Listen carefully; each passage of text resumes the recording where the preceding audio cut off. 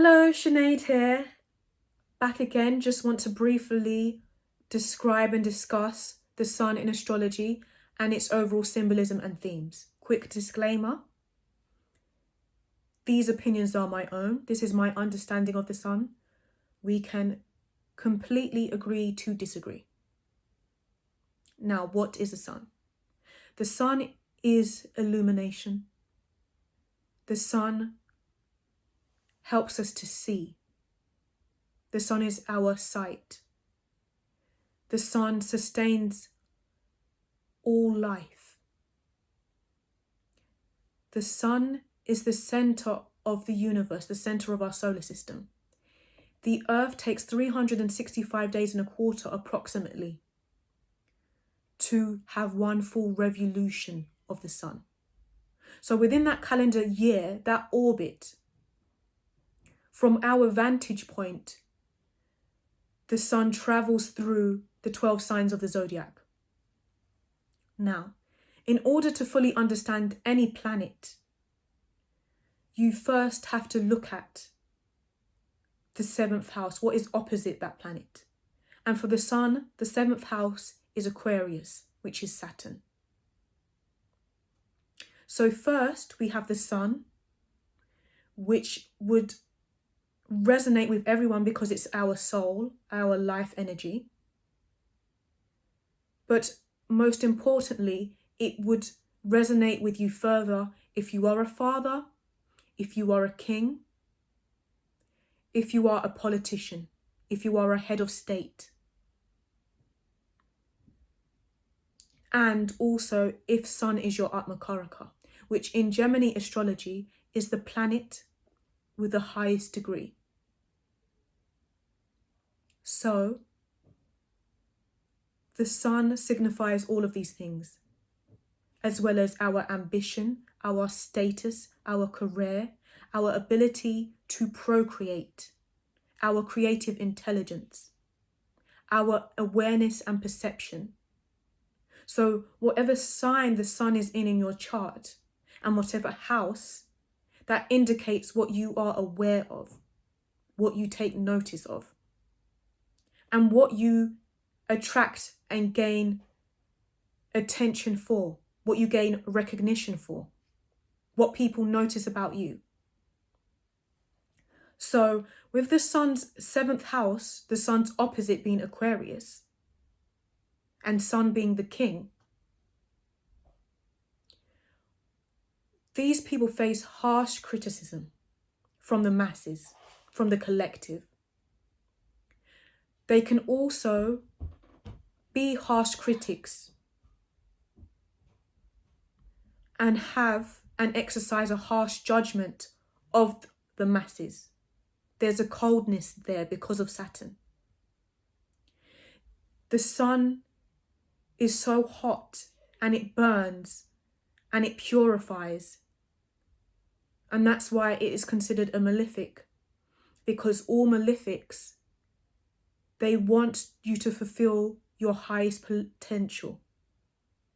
And the way they do that is by completely eradicating or challenging or opposing anything that is causing you to fall out of alignment or out of sync with your highest potential, with the divine. So the sun having Aquarius in the 7th house can also symbolize, and this is what I've seen a lot with sun dominant people, people who have sun atmakaraka, people who may have Leo moon or even Leo rising. There's a theme of them being extremely attractive to the opposite sex, the opposite gender.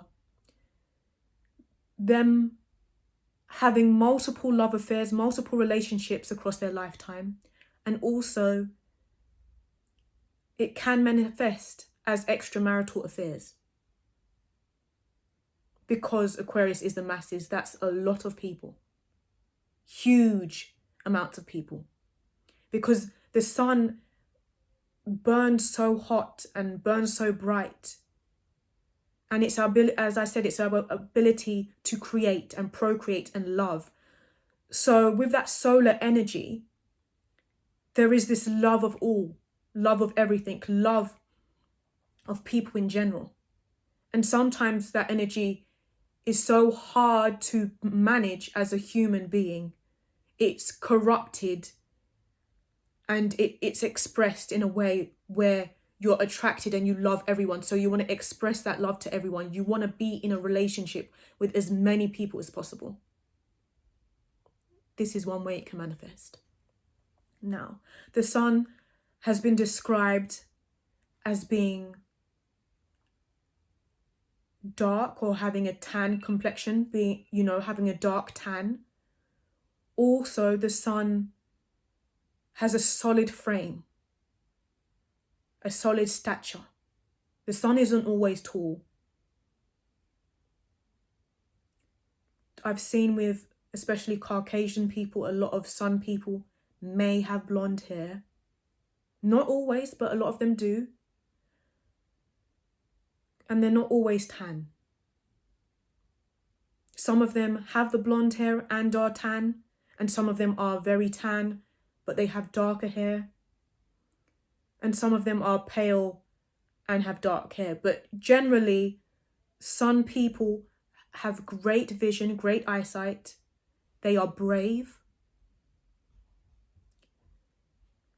And also I've seen with sun people, they have this great sense of right and wrong, because the sun, being our awareness and perception, it's our vision. And in order to be a great leader, you have to have great vision. You have to be connected with the divine, because the divine appoints leaders. So when you look at a king or a politician, a leader of a nation, of a country, the people get the leader they deserve.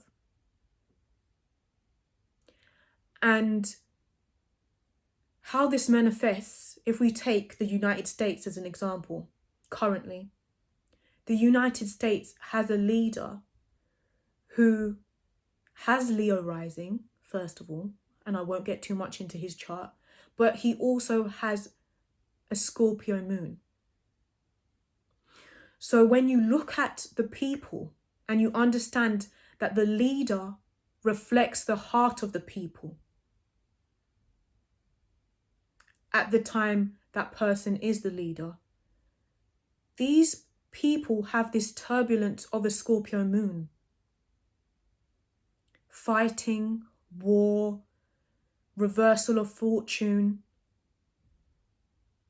a difficulty with having a fixed economy, because there's so many ups and downs, it's so turbulent. The deep psychological issues of Scorpio are reflected in the United States. And also, being the 45th president, 45 in numerology would be 9, which is Mars. It's a completion, it's an end of a cycle. And when you look at, or if you have knowledge of the chart of the United States, you completely understand that this is preordained. Leaders are preordained. If I go into the United Kingdom, Britain has a prime minister that has a Libra moon, which is reflective of the people's heart and mindset currently. Because the people don't know what they want. The people are split in two. Brexit or Remain. Should we take the pandemic seriously? Should we lessen restrictions? So you're seeing in the current government of the United Kingdom a lot of back and forth, a lot of changing of direction, changing of opinion, weighing your options because of that Libra moon. So in order to attain a better leader, the people must work on themselves and connect with the divine and have a vision. Collectively, they must know what they want and unify. And All of these are themes of the sun, because having the exaltation and the debilitation of the sun, taking that into account, you're either a great leader or a terrible one. But either way, you are balanced in that axis. So you have to understand that you need to connect, you need to be upright, you need to be brave, you need to lead by example, to have the love of your people, and ultimately you need to understand and be humble. Some people need to exercise great humility. I've seen it where people either become very boastful and brag about all their accomplishments, and pride always comes before the fall, or they're too humble to where they're taken advantage of. You need to find that balance of humility and fully being grateful and understanding that everything you have, you've been blessed with from up above, from the divine, from God. And you are here to serve. You are a servant of God, a servant of the people that you are leading. It is a privilege. The divine right is a privilege to lead. So do it well.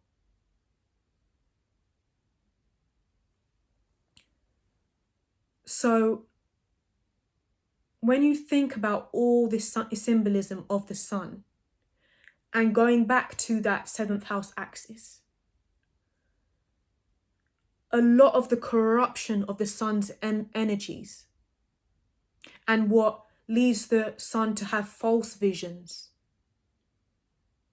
is through its relationships, because the sun is debilitated in Libra in the 3rd house, which translates as some people, because they have so many relationships, or you see it often with politicians or kings, if you look in history, when you have a lot of wives, a lot of concubines, a lot of relationships, your consort, your wife, your partner is your top advisor.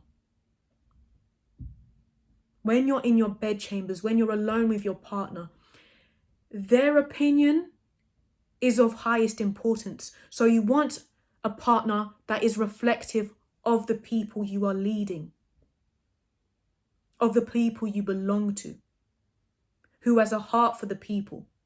What you don't want is to have numerous partners, all with a different opinion, all with a different agenda, because then you're going to be influenced in ways that take you out of alignment with the divine and what's right for the people who you are leading.